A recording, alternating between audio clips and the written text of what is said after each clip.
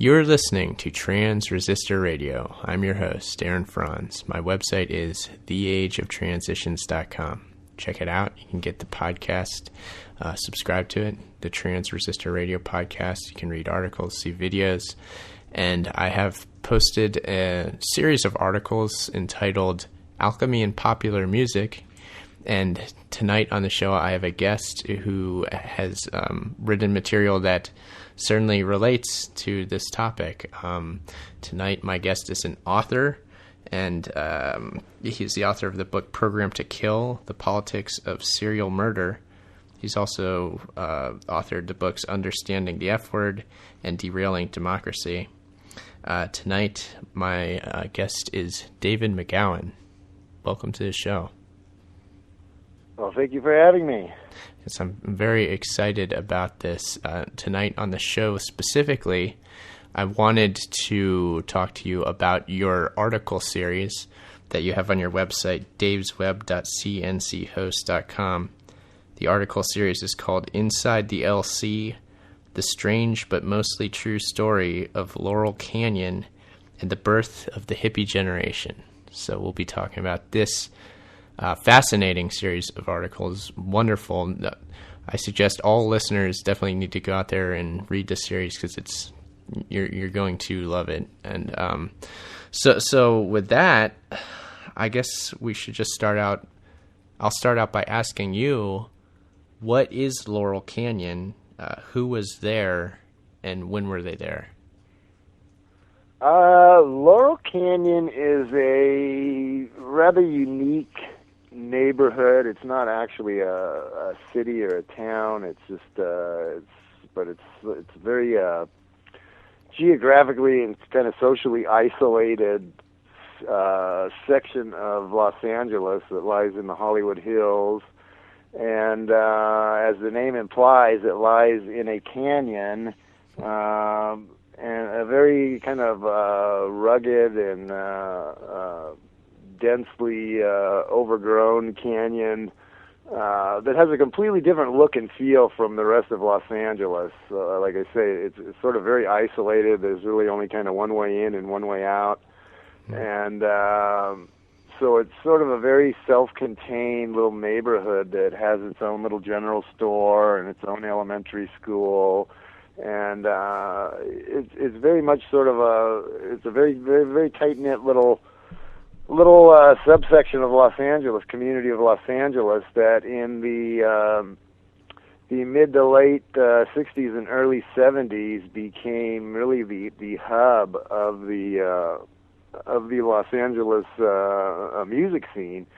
And actually, even before Haight-Ashbury, although Haight-Ashbury up in San Francisco is the one that gets all the publicity, Laurel Canyon actually blossomed even before that, and was really the first place where what became known as folk rock was born and began to proliferate, and musicians, singers, songwriters, and musicians of various stripes just all sort of just came from all over the country and congregated in this canyon and really just created the whole music scene that gave us a lot of the premier bands of the 1960s. The Byrds, Buffalo Springfield, the Doors, the Mothers of Invention, the Turtles, the Mamas and the Papas, and then later it kind of segued into country rock, and you had Jackson Browne and the Eagles and Linda Ronstadt, and just an amazing array of musical talent that gathered in this one little curious little geographic location, and really started. Although again, Haight-Ashbury gets all the credit. It was really in the Laurel Canyon neighborhood of Los Angeles that the whole hippie movement and sort of protest music, the whole sort of 60s subculture that's much more closely associated with San Francisco actually started right here in Los Angeles in Laurel Canyon. And So it's a story that a lot of people have never really heard. Even sort of the mainstream version of it is just recently been coming out in books like by Michael Walker, who wrote Laurel Canyon, and Barney Hoskins, who wrote Hotel California, and a few other people have just really in the last like 5-10 years begun to sort of document this scene that was happening here. And what my series does is kind of pull back the curtain to take a completely alternative view of what that music scene was really all about. Yeah, that was kind of a long answer. But. No, that was wonderful. Yeah, wonderful. Now, what, in terms of the musicians themselves, what is it about them that we don't know and that we should know? Well, one of the most startling things that I discovered as I went through all these people is that virtually every one of them, at least the big name, the guys that kind of were the front men, the guys that kind of headed these bands and really gave them, their face and their signature sound. If you go through the list, I mean, like right down the line, almost every single one of them is a son or daughter of the military intelligence community. To just a startling degree, we find that like Frank Zappa, for example, his father was a chemical or biological? Chemical. Yeah. I believe it was a chemical warfare technician who worked out of the home of U.S. chemical warfare, Fort. Drawing a blank here. Yeah. Fort Detrick, isn't it? Maryland, Fort Detrick, Maryland. Yeah. And Frank Zappa actually spent the first part of his life actually living on the base. His father actually had housing on the base, and he actually literally grew up in, his earliest years anyway, in the home of U.S. chemical warfare research and development. And then you have Jim Morrison, whose father was a U.S. Navy admiral, and not just any U.S. Navy admiral, but the one who happened to be in charge of the fleet that was patrolling the waters off of Vietnam at the time of the Tonkin Gulf incident. He was actually the commanding officer of the ships that were involved in that incident, which, as most of your listeners probably know, was the event that drug America, fully into the Vietnam War, and which ended up with like 60,000 U.S. deaths and well over 1 million Vietnamese deaths. We had already been in there before, but that was the event that turned it into an overt, just a huge war, and that those ships, which are now a lot of historians now acknowledge that the whole event was basically staged, that U.S. ships were never actually under attack, and that the whole thing was kind of staged as a pretext to draw us into the war, and we find that one of the major players in that was none other than Admiral Morrison, Jim Morrison's dad, and John Phillips, the head of the Mamas and the Papas, the son of a U.S. Marine officer who himself attended West Point, and virtually his entire family worked for the military intelligence complex. His mom, his sister both worked in the Pentagon. His dad was a career Marine officer, and I mean, there was just all kinds of threads connecting him to the intelligence community. And these guys aren't isolated. You go down the list: David Crosby, Stephen Stills. Every one of these guys, pretty much, virtually without exception. Jackson Browne, all three of the guys from the band America, and on and on and on.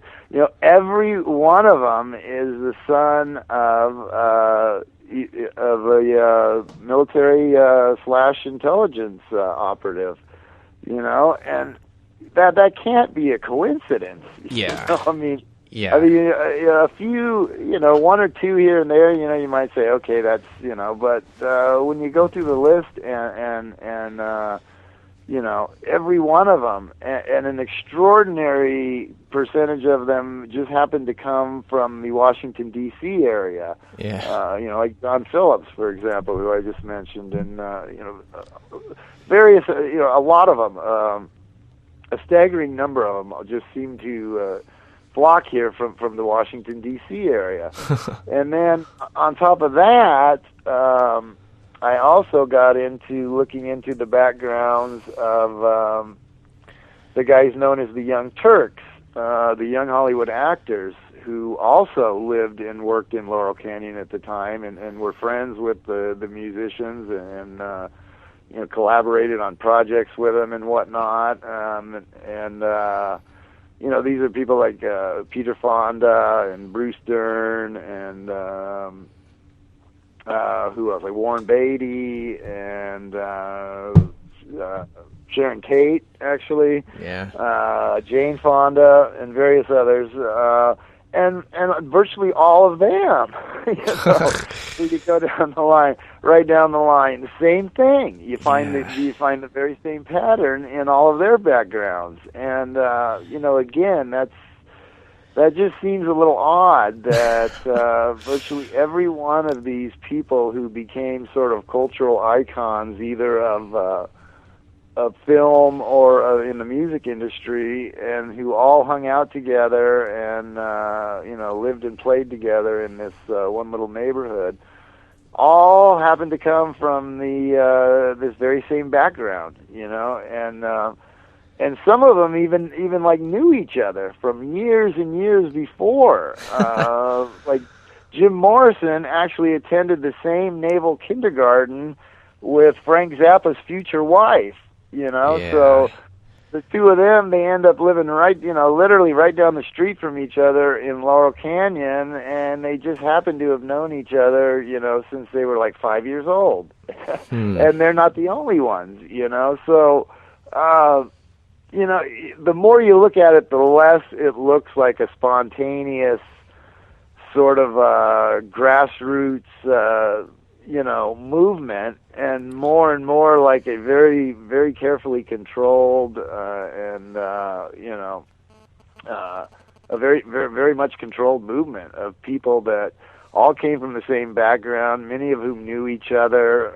Like Warren Beatty and John Phillips played on like opposing basketball teams in DC or in like Arlington. That's right. That's right. Yeah, Virginia. You just find all this crazy stuff that they all came from the same background, and even in some cases even knew each other and had grown up to some degree together, and then they all just purely by chance happened to end up at the forefront of this countercultural hippie movement. Yeah. So the more you look at it, the more it does, the less and less organic it seems, and the more and more contrived, it seems. Exactly. And some people have said, well, maybe these guys were rebelling. They were rebelling against their parents, against their, that was the sort of the 60s thing. You rebelled against your parents' generation or whatever, but I mean, that doesn't explain why virtually everyone, okay, so there were sons and daughters of the military intelligence community, rebelling against their parents, and some of them had musical talent, but were they the only ones in the country who were rebelling and had musical talent, Yeah. Or were they just the only ones who were put into that position, That's basically what it comes down to. In terms of military involvement, there's actually an installation in Laurel Canyon called the Lookout Mountain Laboratory. I was wondering what that is and how it kind of fits into the music scene going on in Laurel Canyon. Well, yeah, that's another interesting thing is that I mean, literally like smack dab in the middle of this Laurel Canyon neighborhood. It was anyway. It's been converted into a residential dwelling, but at one time was a very top secret, highly classified military installation known as Lookout Mountain Laboratories, which functioned primarily as a film lab, and it was said to be the only complete self-contained film studio in the world. I mean, they had technology that was beyond what the Hollywood studios right down the street had. And it was complete. I mean, they had everything. They had animation department. They had editing facilities. They had film storage facility. I mean, they had everything there. Special effects that were beyond what Hollywood had, and they one of the things they did was to process all of the atomic test films, all the films that were made of the A-bomb tests out in the Nevada desert and whatnot.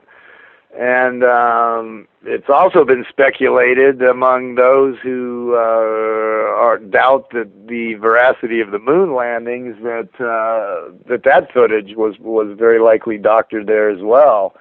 And God only knows what all they did there. It's hard to say because it's all classified. I'm sure that there were other things in addition to film processing that they did, but who knows? It's anyone's guess.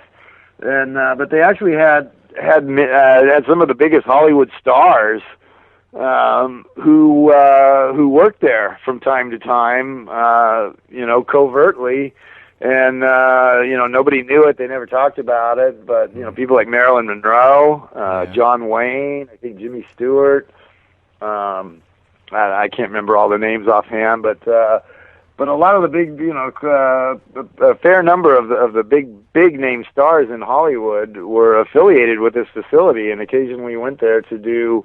Again, we don't know. We have no idea what they did, but they went there, and and then of course there's the whole fact that this facility just happened to exist right smack dab in the middle of this peace and love, hippie music community, whose fathers all happen to be, entwined in the military intelligence complex, and here they all were gathered in this neighborhood, side by side, right around a top secret, hidden government military facility.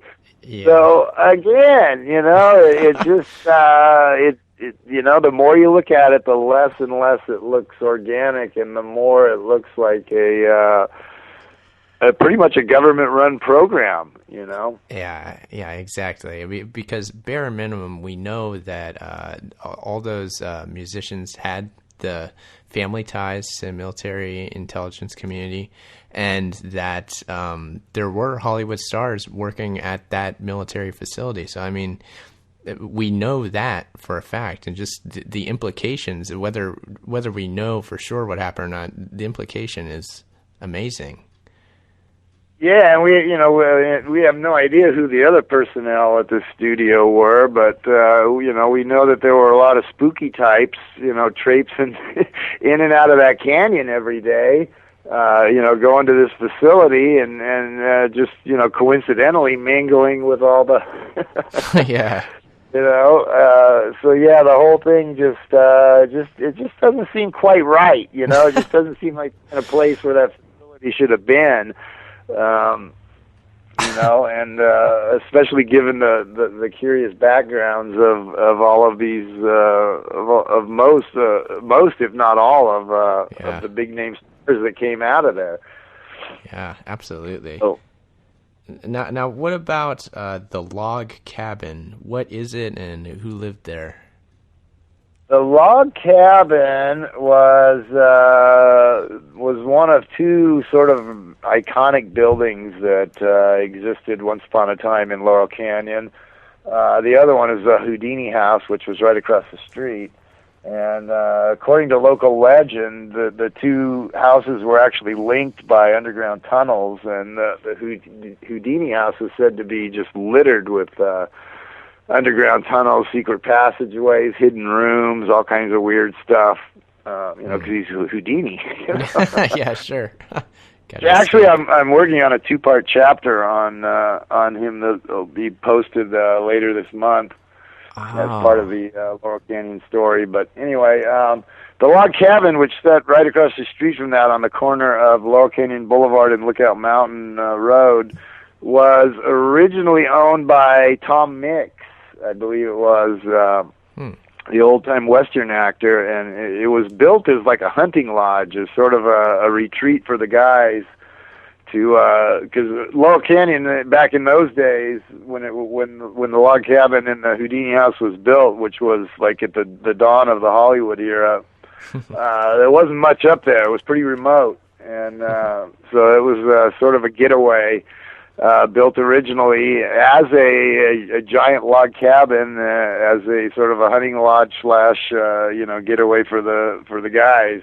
Yeah. And it ended up in the late 60s in the hands of Frank Zappa and his wife, who ran it as sort of a communal home, and it was very well known as a gathering spot, and people would just come and go all day and night long, and there'd be impromptu jam sessions, among all these just very, very famous, or soon to become very famous musicians. I mean, there was just an amazing array of acts living in, everything from the Byrds to Alice Cooper, who was one of the first acts that Frank Zappa signed.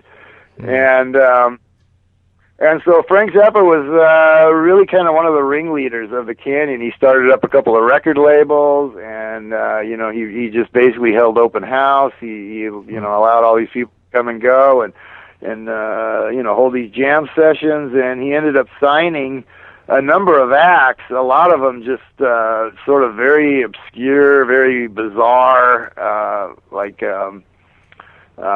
Larry Wildman Fisher, I think was probably the most bizarre, and he signed Captain Beefheart, and Alice Cooper, who at the time was pretty shocking. His stage act with going out and drag with the snakes and all.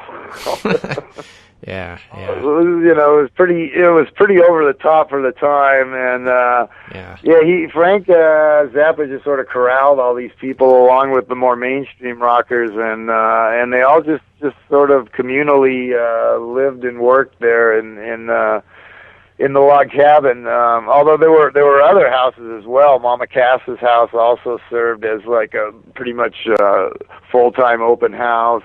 John Phillips' house as well. There were a number of houses like that. One of the Monkees, I think it was Peter Tork's house. The Monkees were another Laurel Canyon band, and one of their houses. There were a number of people, and they all knew each other. They all hung around together, and they just sort of go and gather one or another of these houses and just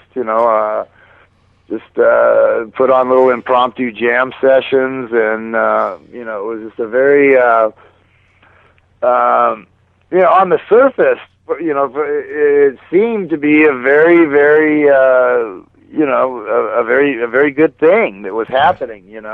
Peace and love, brotherhood, and people just getting together, living sort of communally, and writing music and playing communally and all that, but. Unfortunately, lurking just beneath the surface of all of that was all of this military intelligence connections, and in addition to that, there was a very, very, very dark side of the canyon in that there was just a staggering number of violent deaths that either occurred in the canyon or happened to people who lived in or were closely associated with the canyon. Just a shocking, there's just, for a peace and love scene, there was a whole lot of blood running through that canyon. So, that's another indication that we have that, that what you saw on the surface was not necessarily what it was really all about. Yeah, and there's a lot of cult activity going on, specifically in the log cabin too. There were cults living there, were there not? Yeah,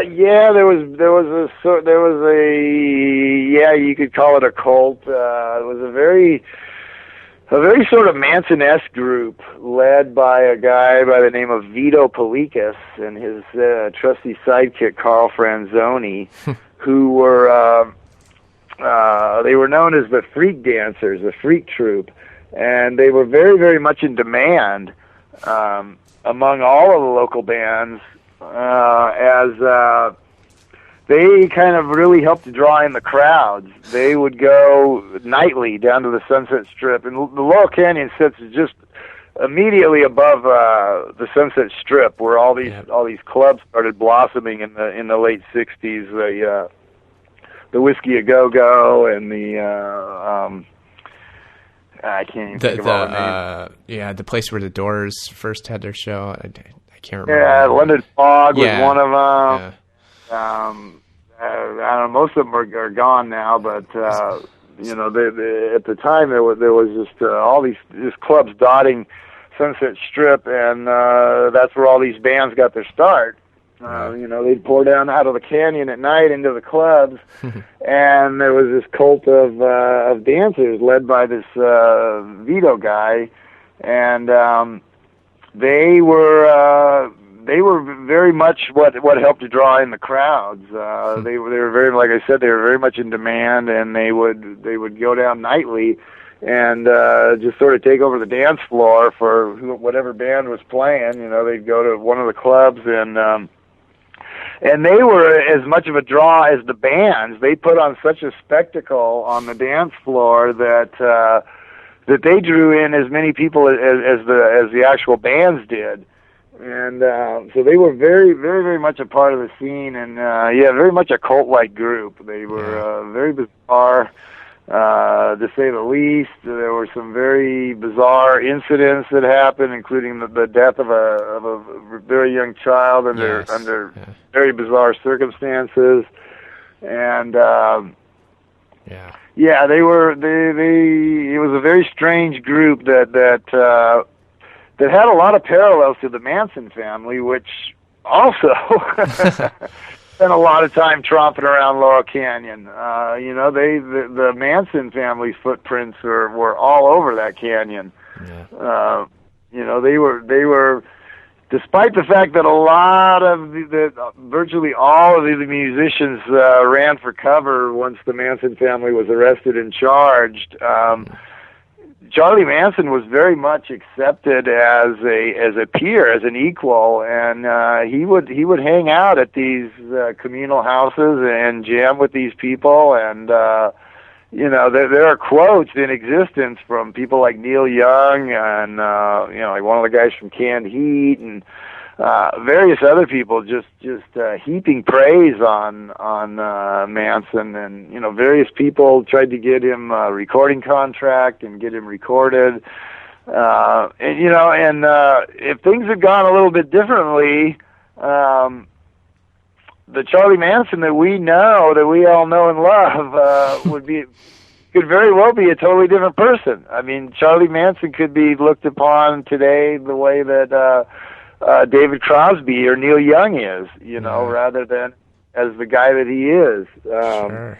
And wasn't that far removed from these other people, you know. Yeah. And you know, like I say, he hung out with them, he partied with them, he played with them. He lived with Dennis Wilson for an entire summer. Beach Boys that's another Laurel Canyon band. You know, and so he was very much a part of the scene and very much considered, you know, their equal and their peer, as were the guys in the Monkees, actually, which shocks a lot of people because, you know, most rank and file music fans just really turn up their nose at the Monkees as a manufactured band, but they were very much you know, accepted as a part of the scene, and they also took part in these jam sessions. So. Yeah, it was a very interesting very interesting scene that was going on, and you actually had sort of two cults. You had the Vito cult, and you had the Manson cult, and there were definite parallels between them, and even some overlaps between them. Yeah. Yeah, well, it definitely seems to me from the description that Vito was a psychopathic cult leader, and he and his wife Sue, their reaction of total indifference to their very young son's death. I mean that's highly questionable there. Yeah, it's bizarre to say the least. The kid was like 3 years old, and he, depending on who's telling the story, he fell off a roof in some manner. Some people say he fell through a skylight. Some people say he fell through an open door. Some people say he fell off a scaffold, but he fell in some manner and died very unexpectedly, just like a couple of days before, like 2 days before Christmas. I think it was on December 23rd in like 1960, I don't know, I want to say 66 or thereabouts. And nevertheless, Vito and Sue and the rest of the troop went out dancing that night as if nothing had happened. Just literally hours after losing their firstborn son, just 2 days before Christmas.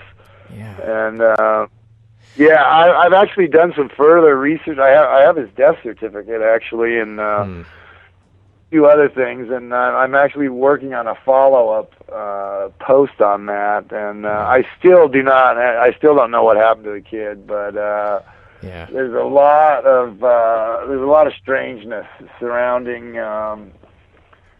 the whole case. It took like 4 months before he was buried, for like 4 or 5 months. Yeah.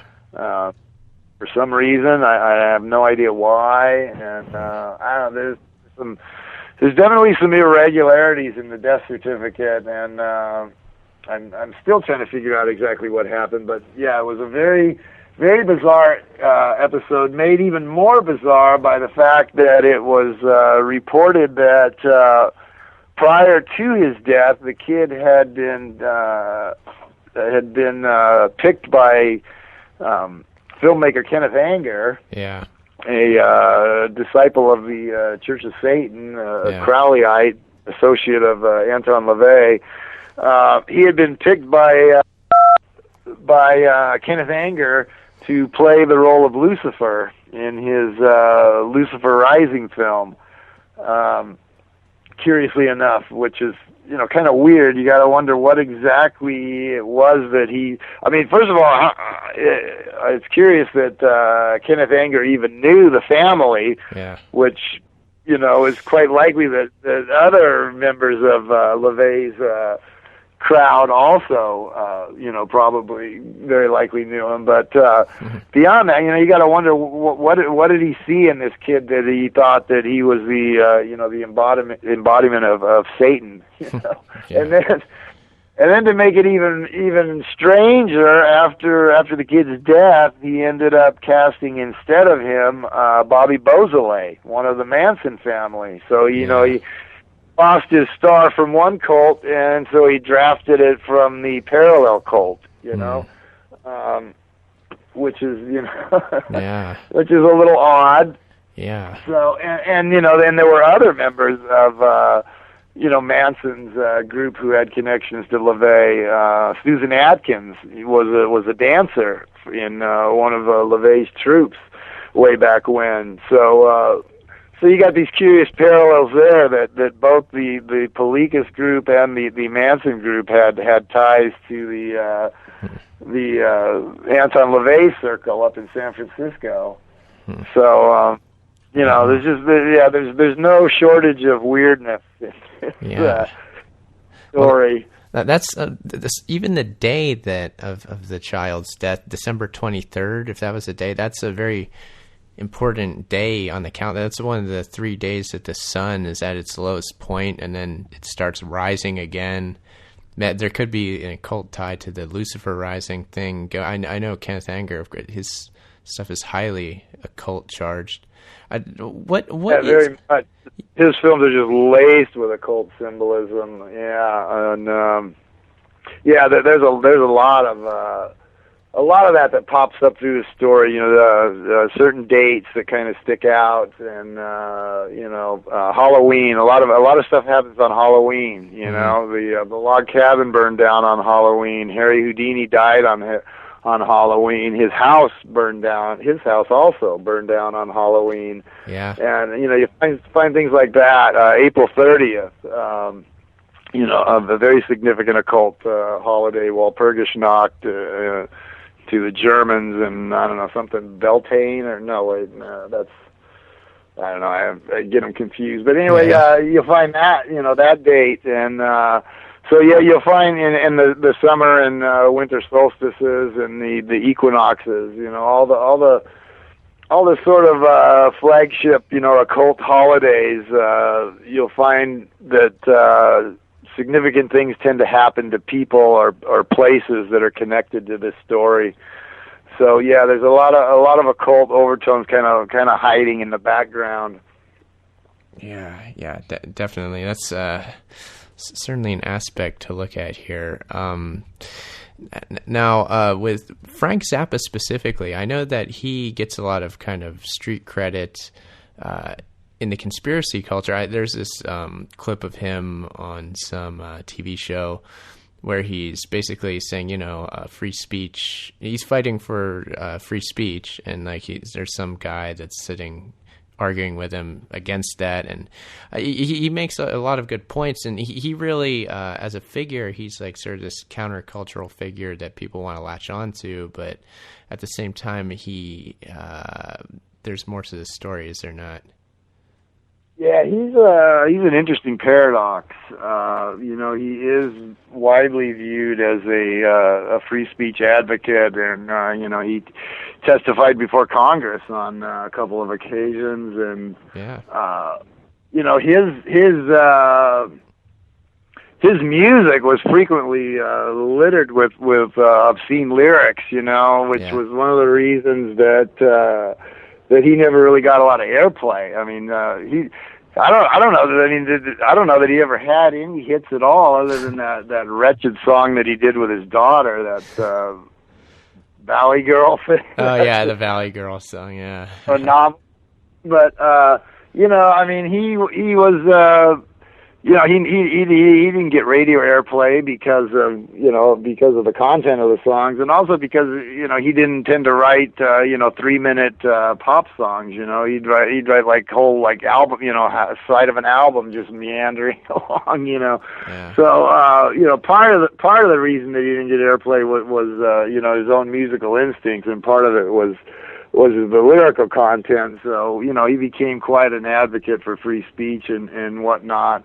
And, he's viewed as very much of a countercultural icon, and sort of, one of the icons of the hippie generation. And, like I say, he ran this commune and had the Vito and Carl and their troupe, who claimed to be, and a lot of people said actually were, the very first hippies, the very first people to sort of adopt the clothing style and the lifestyle and the slogans and whatnot of the hippie movement, and he's the one that fostered them. So to a certain extent, he does look like a hero of that movement. But the reality is that he was a very, very authoritarian.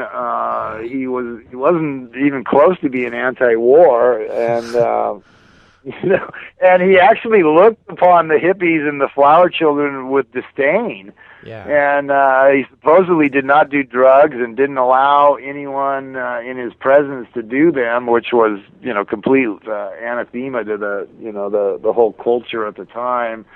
And so he was very much of a paradox. I mean, if you just look at certain aspects, yeah, he looks like the sort of the ultimate hippie icon. But the flip side of that coin, he looked, didn't look anything at all like that. So very interesting guy. And towards the end of his life, he became almost like an ambassador for the United States. And hopscotched around to all of the countries that were, converting to the capitalist model, which really meant just sort of letting the World Bank and the IMF and whatnot come in and just rape and pillage the country and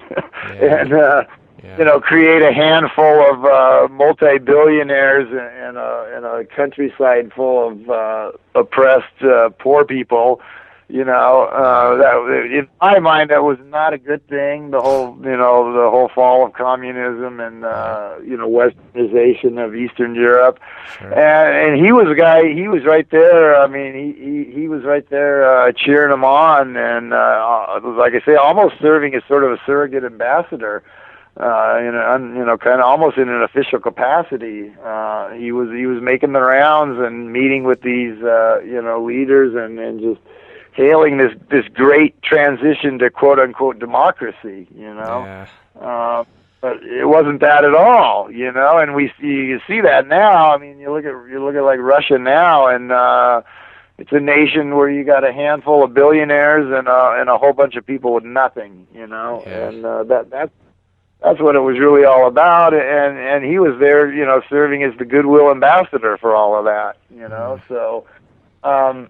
I can see how some people, and I get email all the time telling me that I'm just way off on him, and I'm way out of line, and I need to take this, but I don't see it that way. I do not see him as one of the good guys at all, on balance. So, sure, Sure. Now, what about the music produced itself? How about, could there be messages in the songs that sort of hidden messages that maybe even reveal the truth of what was going on, or serve as to program the public mind in a specific way? Do you see any of that going on? I don't know if there's messages per se, but the whole sort of sound technology, I think. And sort of the rhythms of the music, of the new forms of music that were created, I think play into that, And if you look at the guys who like served as who were sort of the premier sound engineer guys back then, who kind of made these new sounds happen. You see guys like Owsley, the LSD guru, who came from a military intelligence background himself, and you see guys like that. You think, well, what were they really doing? What was their real job? Was it to and he was really quite the pioneer in the sound engineering. He's supposedly the guy that enabled the live music to be what it was, because prior to that time, live music was very poor quality, and it was him and others like that who really kind of created the live sound of that era. And you got to kind of wonder, what that was all about, and what it's still all about today. Yeah. Exactly. Now, how might the topic of mind control, and specifically maybe even the CIA Project MK Ultra, does that have a tie-in to this whole Laurel Canyon story? To my mind, that has a tie-in to pretty much every story. How so? Every Hollywood. I mean, I think mind control runs rampant in Hollywood, in the music industry, and among actors and musicians, or whoever it is. I think when they say that it's often been said in a completely different context that it's really the agents who run Hollywood, and I believe that's true. Yeah. And in fact, I think a lot of these big casting agencies, these big or talent agencies, are are basically like handlers, you know. Mm-hmm. You know, these big, huge, you know, mega agents, you know. I think I think Hollywood by and large is very, very much controlled. I think the vast majority of the people that we welcome into our homes every day on the TV and the radio and whatnot are.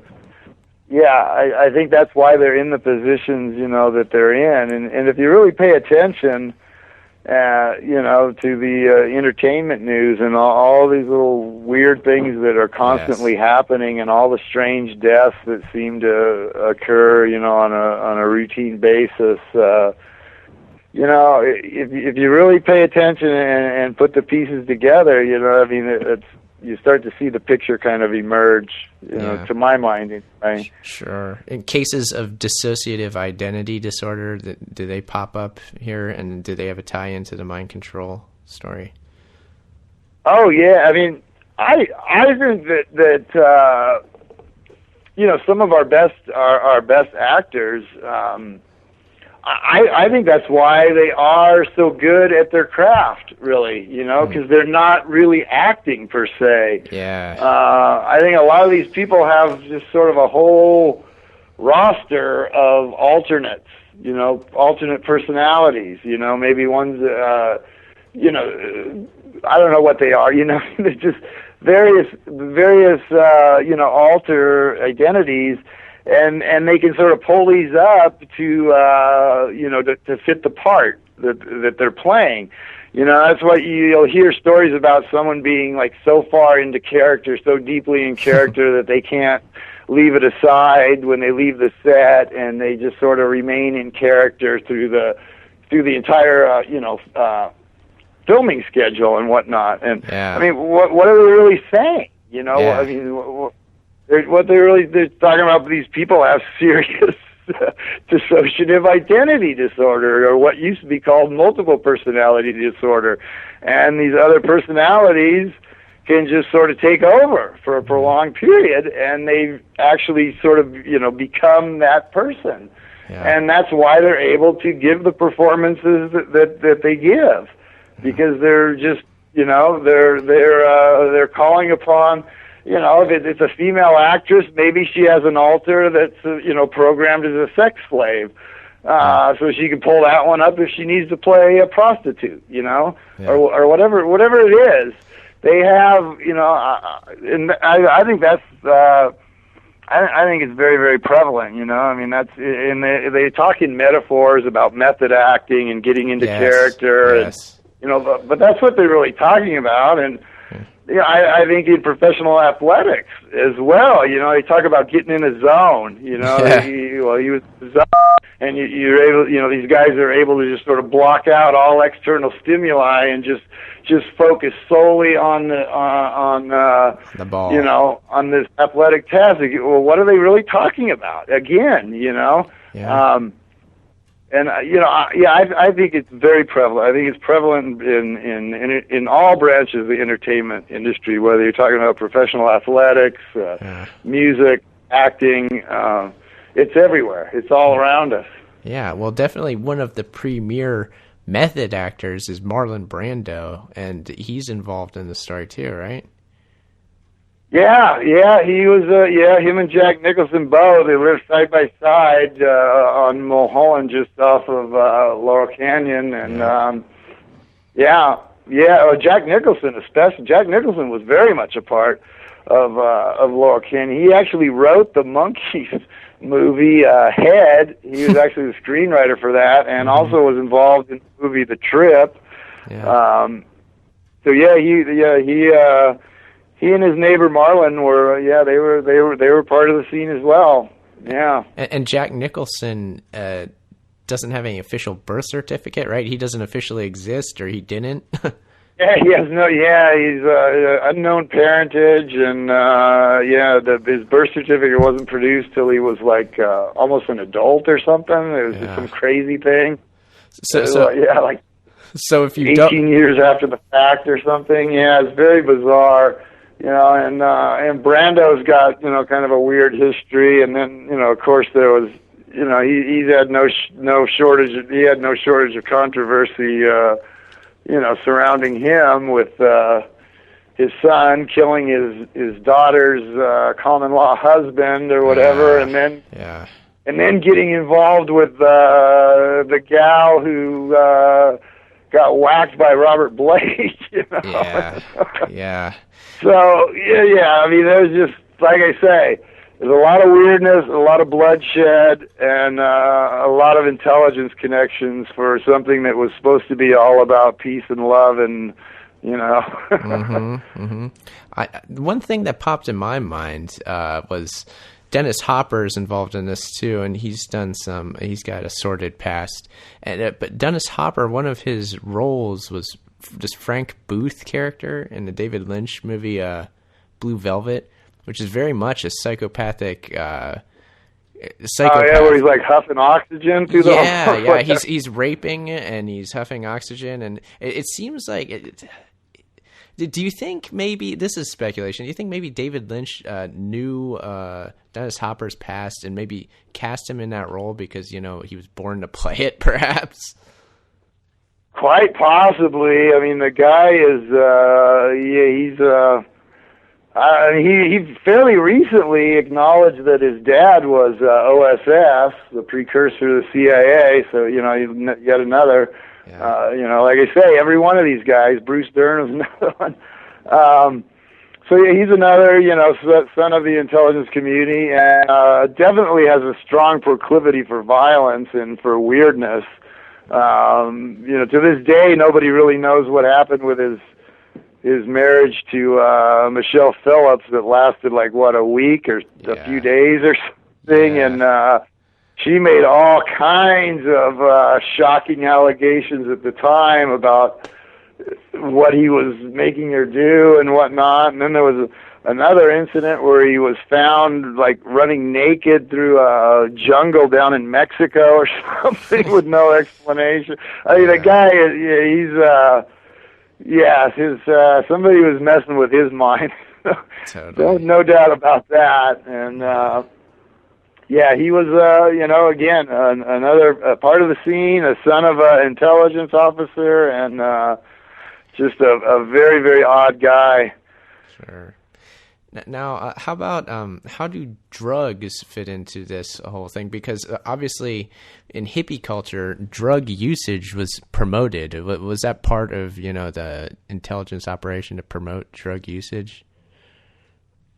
I believe so. I mean, there's a lot of controversy over LSD. I mean, everyone pretty well acknowledges that it was first synthesized by the intelligence community. I think it's Sandoz or something. Yeah. And that it was introduced. That it was likely deliberately introduced, but a lot of people kind of look at it as it was an experiment that backfired. They thought it was going to be something that allowed the counterculture to be more easily controlled, but it actually became quite the opposite.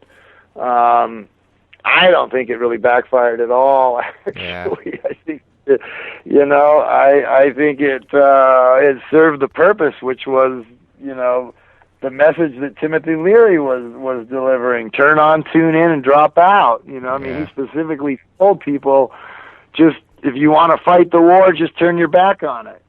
Just forget about it. Just drop some acid and have a good time, and everything will be fine. But that wasn't the way to end the war, obviously. Absolutely. So.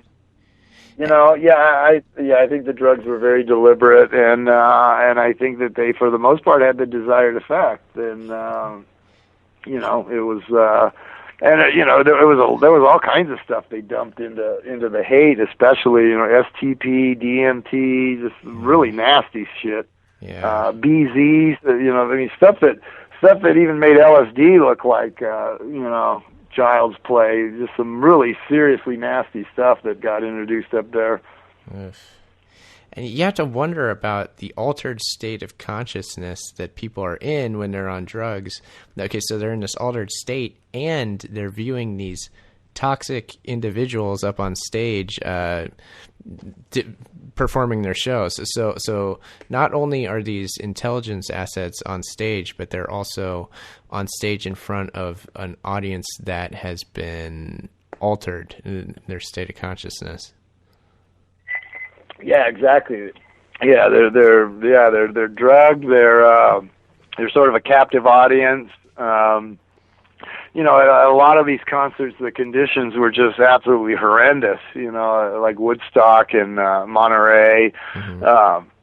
You know, there were just these huge, gigantic concerts that were kind of put on an almost impromptu basis with very poor planning, and you know, they had like very limited sanitation, and you know, water, food shortages, bathroom shortages. You know, these people were just sort of trapped there in these very miserable conditions, and a lot of them were drugged out of their minds, you know, and then, they were just fed this constant diet of electronic music, you know, being shaped by people like Owsley, you know, so, you know, in a lot of ways, these big festival shows were sort of like big outdoor MK Ultra, you know, trials, Sure. You know, there's this, get all these people together and drug them and, you know, make them as miserable as we can. At Woodstock, I mean, they were deprived of sleep for like 3 days, you know. These people were up for like 3 days. They didn't sleep. They didn't wash. They didn't eat, you know. They could barely get to the bathrooms. And,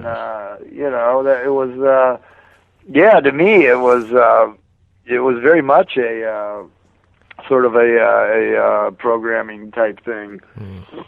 Now, what do you think in terms of today? Of course, your articles focus mainly on the 60s and 70s era there.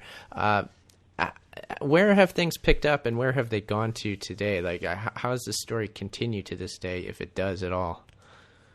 You know, I haven't fully followed up on that. I get questions about that all the time, and I'm hoping that once I finish up all of the chapters that I'm currently working on, I'm gonna sort of take a look at that as a way to wrap up the series. But as of yet, I have not progressed to that point.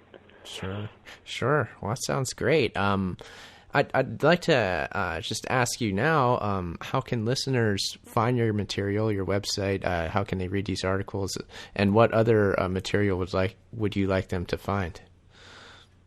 My website is it's the Center for an Informed America. The URL is kind of complicated. It's Dave at davesweb.cnchost.com. The easiest way to find it, actually, is to just Google my name, Dave McGowan, either Dave McGowan or David McGowan, and it should be the first one that comes up. Much easier than trying to find my URL. And you will find there the Laurel Canyon series, which currently is, I don't even know how many parts, 20 maybe. Yeah. There's another series on the moon landings that runs like 14 parts, I think. There's a multi-part series on 911. And then there's just a whole bunch of like newsletters and just scores of other posts that I put up covering all kinds of stuff. Avionic oil. There's quite a few on that. There's a series of articles on the DC snipers. Just all kinds of stuff. All free. There's no registration, no subscription, or anything like that. You just go in and poke around, and you know, whatever you see that looks good, then give it a try. Well, I want to thank you. It's a very primitive website. I will warn all of you right now. It's not a lot of bells and whistles. I am not a web designer. It's not my forte. You know, it's just basically sort of a text base. There's not a lot of bells and whistles. It's nothing fancy, but you know, it gets the job done. So sure. Well, it's great. What's the true value is in the content, and this Laurel Canyon series is really amazing. And thank you, Dave, for putting it out for free. I know I appreciate it, so thank you for me personally, and I'm sure many other people out there feel the same way. You're most welcome, and yeah, I get a lot of email on that series. It's just, yeah, it's by far the most popular thing I've ever done, and I think that the reason for that is because it's the most original thing I've done. I mean, I like to think that I take a sort of an original approach to everything I do, but, you know, the reality is that most of the subjects I've covered, whether it's, you know, moon landings or peak oil or 911, you know, dozens of other people have plowed that same ground. You know, they haven't done it in the same way that I have, but they have done it. Whereas this series was wholly original. I mean, nobody had ever heard. I mean, this was a story that lay untold for almost 50 years.